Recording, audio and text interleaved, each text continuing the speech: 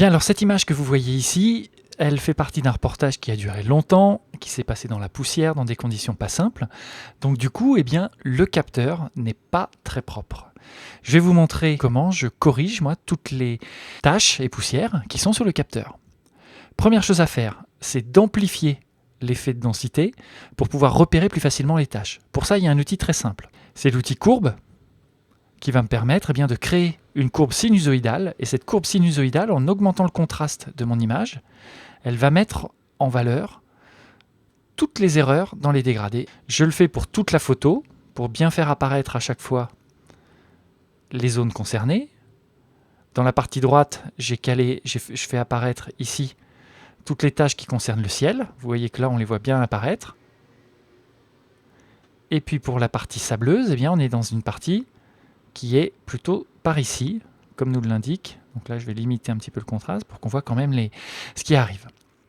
Dans les parties sombres, en principe, je n'ai pas besoin de créer cette sinusoïde, mais on verra a posteriori si j'en ai besoin ou pas. Voilà.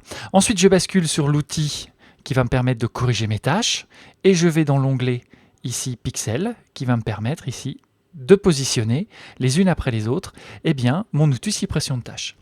Je zoome en appuyant sur la barre espace pour faire apparaître la main, double-clic dans la zone en haut à gauche. Comme je suis sur un petit capteur, je vais pouvoir zoomer un peu. Voilà, et là j'ai vraiment accès à toutes mes tâches. Je vais placer la première ici et réduire maintenant un peu son rayon. On voit que je suis sur des tâches qui sont quand même sur un rayon plus petit. Et je commence comme ça à échantillonner toutes les zones où apparaissent des tâches. Et je me déplace. Il y a pas mal de travail dans cette zone. Je retourne ici. Je rezoome. Là, ça va, il n'y a pas grand-chose. Il n'y a pas grand-chose. Voilà, là, on voit réapparaître. Alors attention, il y a deux tâches l'une à côté de l'autre, donc il faudra bien voir comment elles sont gérées l'une et l'autre. Mais vous voyez que typiquement, dans un dégradé, on voit très bien apparaître les tâches lorsqu'elles sont présentes. Alors là, j'ai une tâche un peu plus grande. J'agrandis mon rayon. Je rebascule ici sur une tâche plus petite. Je l'optimise. Et je continue. Une fois que ce travail est fait, alors j'ai une tâche dans le coin là, justement, on va voir comment la gérer. Je me déplace. On va voir s'il arrive à me l'enlever. Je l'agrandis volontairement. Et je vais lui indiquer par contre là que c'est une poussière. Ouais, ça marche mieux. Parfait. Maintenant, une fois que ceci est fait, je retourne dans mon outil courbe. Donc, je vais enregistrer ici un pré-réglage. Enregistrer le pré-réglage utilisateur qui va s'appeler une courbe, bien évidemment. Et je vais l'appeler courbe de tâche et poussière, qui ira donc s'enregistrer dans les préférences de Capture One, dans les courbes. Maintenant, je peux donc réinitialiser ici ma courbe et regarder en désactivant,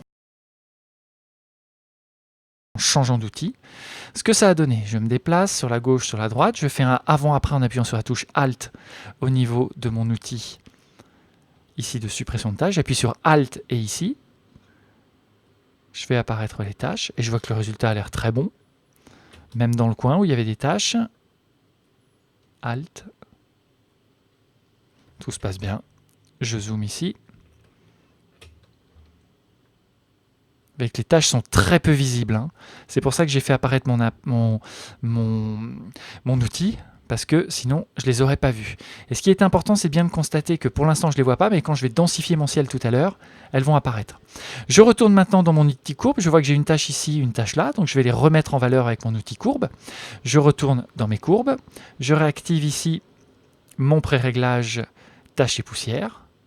Est-ce que mon pré-réglage, je suis dans cette zone-là? Mon contraste est quand même un peu fort. Je peux baisser ici mon réglage. Voilà, pour voir apparaître plus simplement mes tâches. Et là, typiquement, on les voit bien apparaître. Comme je suis sur une zone très définie, est-ce que j'ai vraiment besoin de cet outil? C'est pas sûr. Voilà, et là, typiquement, il a du mal à me la corriger. Je retourne dans mon outil et je bascule cette fois bien en mode tâche. Voilà, on voit qu'en tâche, ça disparaît sans problème. J'ai beaucoup de détails dans mes zones. Ça facilite pas la lecture, effectivement. Est-ce que ça, c'est une tâche ou pas? J'ai un doute. Donc, je continue à balayer ici.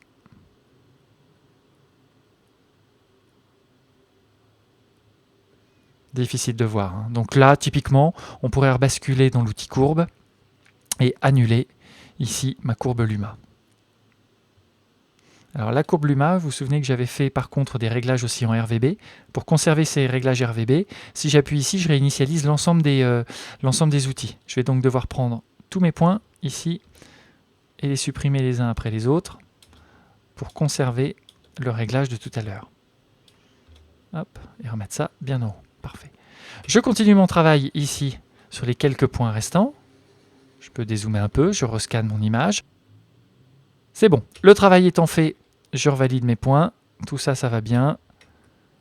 C'est impeccable. Et ce qui va être important maintenant, eh bien, c'est que je vais créer un profil aussi de correction pour mes tâches, puisque je vais pouvoir l'appliquer aux autres images que j'ai faites à quelques journées d'intervalle. Je vais donc à nouveau dans cet outil. Ici, je vais pouvoir créer normalement un pré-réglage. Je n'ai pas la possibilité de le créer, donc je vais devoir tout simplement appliquer ce réglage à mes autres images que je sélectionne.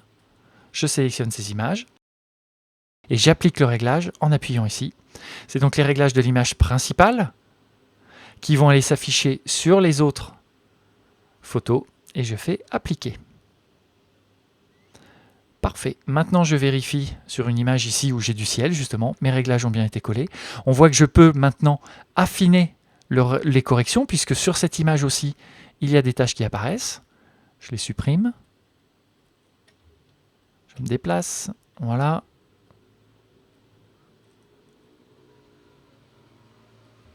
Je zoome à nouveau. Ah, c'est pas mal. Et on est d'accord que ces tâches, eh bien, je vais pouvoir les réappliquer maintenant à toutes mes autres images. Je resélectionne en appuyant sur la touche pomme les 4 images suivantes et j'envoie les infos ici. Je les envoie hop, aux autres images. J'ai encore plus de ciel sur la photo de Monument Valley. Eh bien, profitons-en. Est-ce qu'ici je vois des tâches apparaître? Il y en a au moins une sur le côté. Je vais remettre ici mon pré-réglage tâches et poussières. Voilà, je vois qu'effectivement à cet endroit-là, j'ai plein de tâches qui apparaissent. Alors vous allez dire que je nettoie pas beaucoup mon capteur, mais en fait, j'avais pas les outils pour. Et donc, qu'est-ce qu'il vaut mieux faire? Est-ce qu'il faut prendre un risque ou faire 300 km pour aller nettoyer son capteur? Moi, j'ai fait justement ce choix, qui n'est pas toujours le bon, hein, mais en l'occurrence, ici, c'était vraiment le choix que j'ai fait, eh bien, c'est de me dire tant pis pour les tâches, elles seront corrigées en post-prod. Surtout qu'en plus, au fur et à mesure de mon reportage, elles arrivaient de plus en plus. Là, j'ai une petite erreur qui se forme ici. Je rebascule sur mon outil, ou plutôt, au contraire, je vais la supprimer en cliquant directement là. Et ce réglage, eh bien, à nouveau, je le supprime ici, à cet endroit-là. Je redescends à 0. Je bascule en copiant mon réglage, en sélectionnant les images, et de ma variante principale, je vais appliquer mes réglages aux autres images. Appliquer. Et voilà. Donc maintenant, pour bien faire, il faudrait vérifier dans certaines zones qu'il n'y a pas eu d'erreur au niveau de ces corrections. Je prends cette image, je zoome ici, je fais bien apparaître l'outil, et on peut regarder justement ce qui se passe par ici, voir s'il faut ou pas. Voilà, alors là, le réglage n'a pas l'air terrible. Je sélectionne donc cette tâche, je le déplace. On voit que j'ai créé une aberration, donc ce point-là, typiquement, je peux le supprimer. Ici, petit problème d'affichage, ça va arriver. Ici, c'est bon. Là, ça pose pas de problème. Voilà. Et je peux repasser en revue comme ça toutes mes images.